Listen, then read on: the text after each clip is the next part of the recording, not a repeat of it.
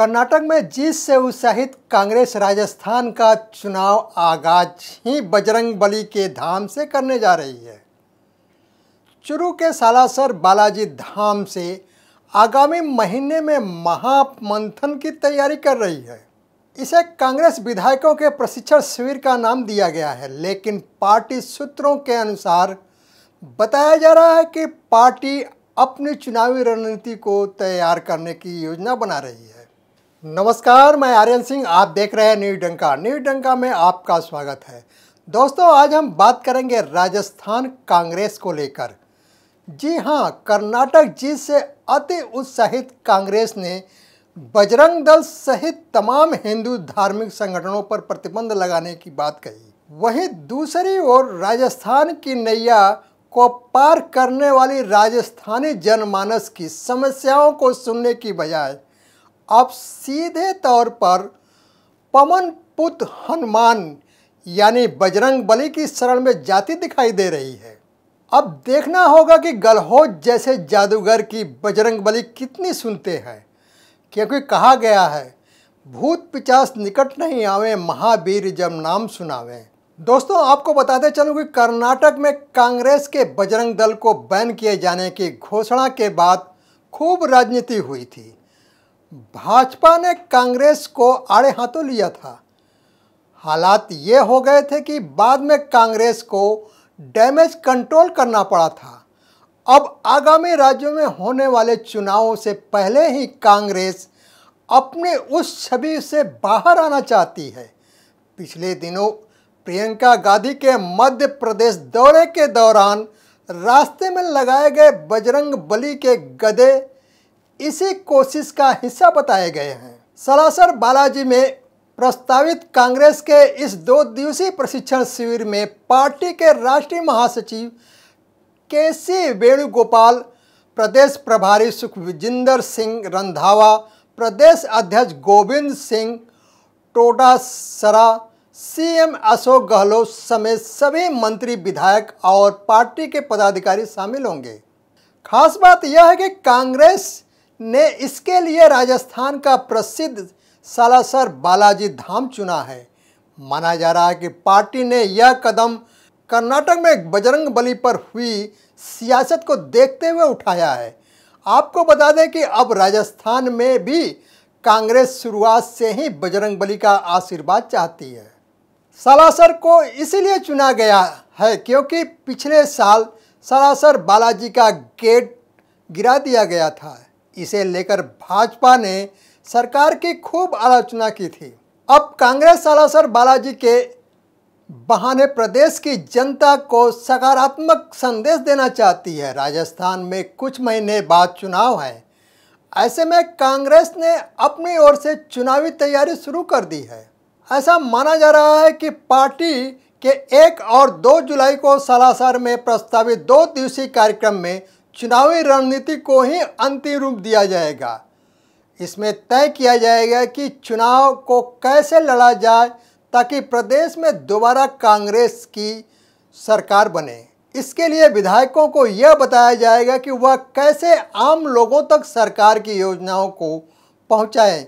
सालासर में होने वाले इस प्रशिक्षण शिविर में विधायकों को खास तौर से ये समझाया जाएगा कि उन्हें चुनाव की तैयारी के लिए क्या करना और क्या बोलना है।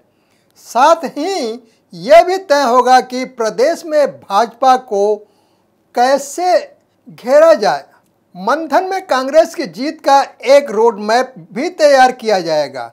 विधायकों को यह भरोसा दिलाया जाएगा कि परिस्थिति चाहे जैसी भी हो, एक रहकर चुनाव लड़ना है। वहीं दूसरी ओर भाजपा भी राजस्थान में कांग्रेस को घेरने में कोई कोर कसर नहीं छोड़ने वाली है, जिसके लिए उसने पहले से ही राजस्थान प्लान पर अपना कार्य जमीनी स्तर पर करना शुरू की हुई है। राजस्थान विधानसभा का एक सत्र बाकी है। ऐसा माना जा रहा है कि इस अंतिम सत्र में भाजपा और ताकत के साथ सरकार पर हमला बोलेगी। पार्टी की कोशिश है कि इसी महामंथन में विधायकों को इस तरह से तैयार कर दिया जाए जिससे वे भाजपा की ओर से होने वाले सभी हमलों का उचित जवाब दे सकें। पार्टी कतई नहीं चाहती है कि अंतिम विधानसभा सत्र में भाजपा उन पर हमलावर हो और प्रदेश की जनता में गलत संदेश जाए। चुरू के सालासर में आयोजित प्रशिक्षण शिविर की तैयारियों का जिम्मा प्रभारी मंत्री शकुंतला रावत संभाल रही हैं। उनके अनुसार अभी प्रशिक्षण का पूरा कार्यक्रम तैयार नहीं किया गया है, लेकिन इतना तय है कि सबसे पहले देश दर्शन होगा। इसमें सारे पदाधिकारी, मंत्री, प्रभारी, विधायक और वरिष्ठ नेता सब रहेंगे। विधायकों को बताया जाएगा कि कैसे सरकार की योजनाओं को आम लोगों तक पहुंचाना है। उन्होंने यह भी कहा कि कार्यक्रम में शीर्ष नेता भी हिस्सा लेंगे। दोस्तों, आपको बता दूं कि सत्ता में वापसी के लिए अशोक गहलोत कई नई तरकीब लागू करने की सोच रहे हैं। अशोक गहलोत पार्टी में बगावत को लेकर ऐतिहासिक कदम उठाने की सोच रहे हैं। इसीलिए राजस्थान के कांग्रेस प्रभारी रंधावा से मिलकर आने वाले विधानसभा चुनाव में टिकट वितरण चुनाव की तारीखों से 2 महीने पहले चाहते थे। दरअसल ऐसा वो कर्नाटक की तर्ज पर चाहते हैं, जहां पार्टी अधिसूचना जारी होने से पहले ज़्यादातर सीटों का ऐलान कर चुकी थी।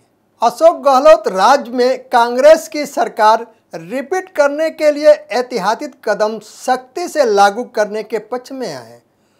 पिछले कुछ महीनों में कई जिलों का दौरा कर चुके अशोक गहलोत की नज़र लाभार्थियों की संख्या में इजाफा करने को लेकर है।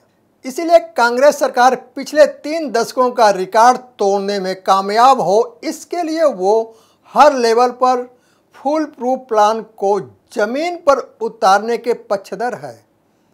इस कड़ी में अशोक गहलोत की नज़र टिकट वितरण की टाइमिंग को लेकर है।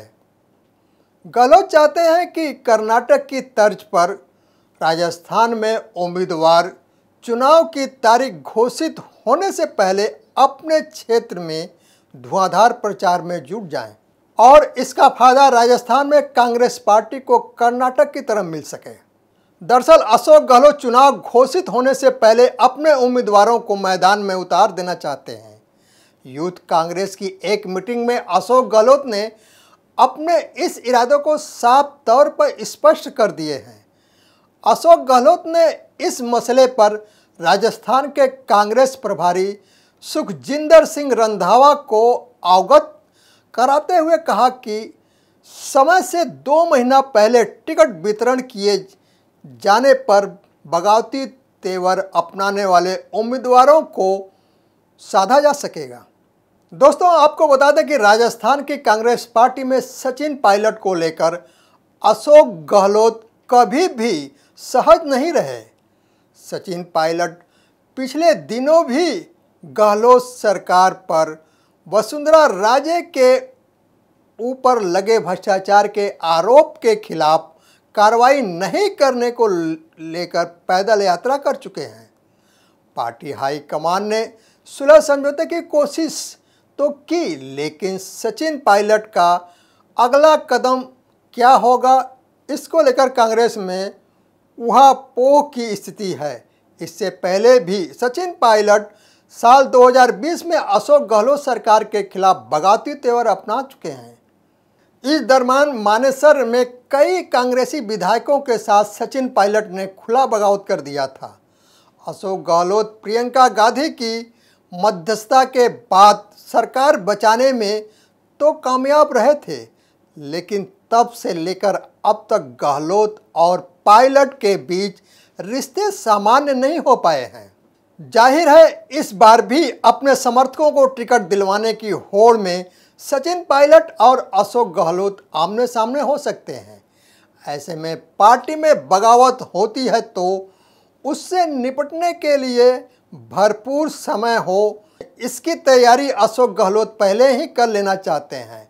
दरअसल पिछले विधानसभा चुनाव में टिकट वितरण ऐन वक्त करने की वजह से कांग्रेस कई सीटों पर नुकसान में रही थी और पार्टी में मची अंतर्विरोध को दूर करने में नाकामयाब रही थी। जाहिर है इसी वजह से कांग्रेस जादुई आंकड़ा छूने से वंचित रही थी और अन्य दलों के समर्थन से कांग्रेस की सरकार बन गई। आपको बता दें कि पिछले चुनाव में कांग्रेस कई सीटों पर नामांकन से एक दिन पहले टिकट की घोषणा जैसे तैसे कर पाई थी। टिकट बंटवारे में देरी की वजह से कांग्रेस पार्टी में बगावत को दूर नहीं कर पाई थी। कहा जाता है कि कांग्रेस को इस वजह से तकरीबन 50 सीटों पर हार का सामना करना पड़ा था। अशोक गहलोत इस बात पर जोर दे रहे हैं कि देर से टिकट बांटने के उम्मीदवारों के लिए नामांकन के 15 से 20 दिनों के अंदर अपने क्षेत्रों को कवर करना आसान नहीं रह पाता है। इसीलिए कर्नाटक के चुनाव में अपनाए गए तौर तरीकों को कांग्रेस की राज्य इकाई राजस्थान सहित मध्य प्रदेश और छत्तीसगढ़ में दोहराना चाह रही है। कर्नाटक में चुनाव आयोग ने 13 अप्रैल को चुनाव कराने की अधिसूचना जारी की थी। कर्नाटक कांग्रेस की राज्य इकाई चुनाव की तारीख से 1.5 महीने पहले 224 में से 116 उम्मीदवारों की लिस्ट जारी कर चुकी थी। वर्ष 2018 में होने वाले चुनाव में नामांकन की प्रक्रिया शुरू होने तक एक भी उम्मीदवार का नाम घोषित नहीं कर सकी थी। जाहिर है कांग्रेस को एंटी इनकम्बेंसी का फायदा भी मिला था, लेकिन बहुमत का आंकड़ा पार करने में कांग्रेस नाकामयाब रही थी। यही वजह है कि राजस्थान में अशोक गहलोत पिछले चुनाव की गलती और कर्नाटक में कांग्रेस को मिली सफलता की वजहों को चुनाव में अपनाने पर जोर दे रहे हैं। दोस्तों, अपना और अपनों का ख्याल रखें, स्वस्थ रहें, मस्त रहें। वीडियो को लाइक शेयर अवश्य करें। धन्यवाद।